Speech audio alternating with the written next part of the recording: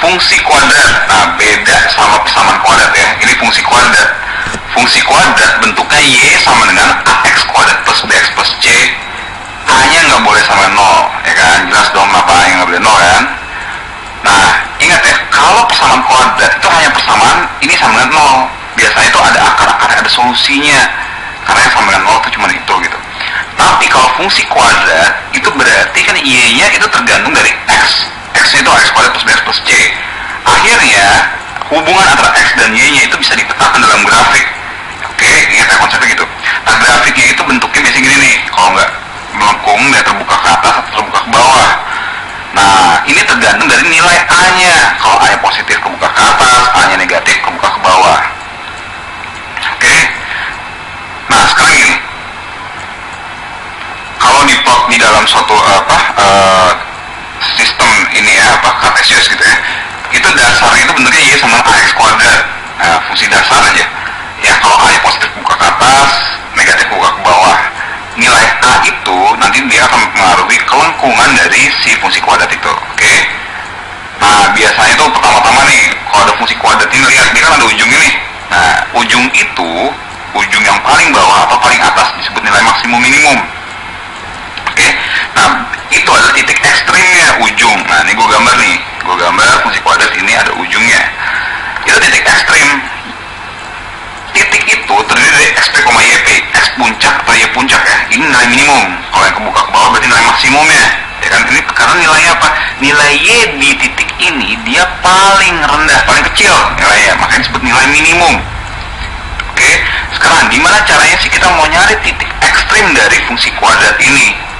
Kalau lihat gambar yang tadi, ya yang ax kuadrat ini, si fungsi kuadrat itu bentuknya kan simetri terhadap sumbu y nih kalau x kuadrat doang. Nah, dia selalu simetri. Fungsi kuadrat itu selalu ada simetrinya. Simetrinya di mana? Kita lihat di sini. Nah, dia nih yang ini memotong kan, dia memotong sumbu y di dua titik. Sebut aja x1 sama x2. Simetrinya di tengah-tengah antara x1 dan x2 ini. Oke? Nah, di titik ini ya, di titik ini di x1 dan x2 ini itu kan dia berpotongan dengan sumbu y. Sumbu x. Sumbu x itu kan fungsi ketika y-nya sama dengan 0 kan? Ya, sumbu x ini kan semua nilai y pada titik-titik yang terletak pada sumbu x ya, terletak pada sumbu x ini, y-nya sama 0. Berarti si fungsi kuadrat y sama dengan fx ini pada titik x1 dan x2 y-nya 0 kan? Berarti persamaannya apa? ax kuadrat plus bx plus c sama dengan 0. Ya kan? Nah, berarti ini kan berarti ini kan persamaan kuadrat dong. Ya, x kuadrat plus bx plus c itu kan persamaan kuadrat di mana akar-akarnya si x1 dan x2 ini. Kalau mau nyari nilai x simetrinya kalau gitu berapa? X tengah-tengah ini. Nah, itu kan berarti kan nilai di antara x1 dan x2. Berarti x simetri ini x1 ditambah x2 dibagi 2. Ya kan? Cara nyari nilai tengah, ya jumlahin bagi 2. x1 tambah x2 bagi 2. Nah, karena x1 dan x2 itu adalah akar-akar persamaan kuadrat ax kuadrat plus bx plus c sama 0, x1 tambah x2 apa? Di persamaan kuadrat, ingat nggak? Min b per a kan? Kalau min b per a dibagi 2 lagi jadi apa? Min b per 2a. Jadi x simetrinya ya, x pada titik puncaknya, titik ekstrimnya itu min b per 2a.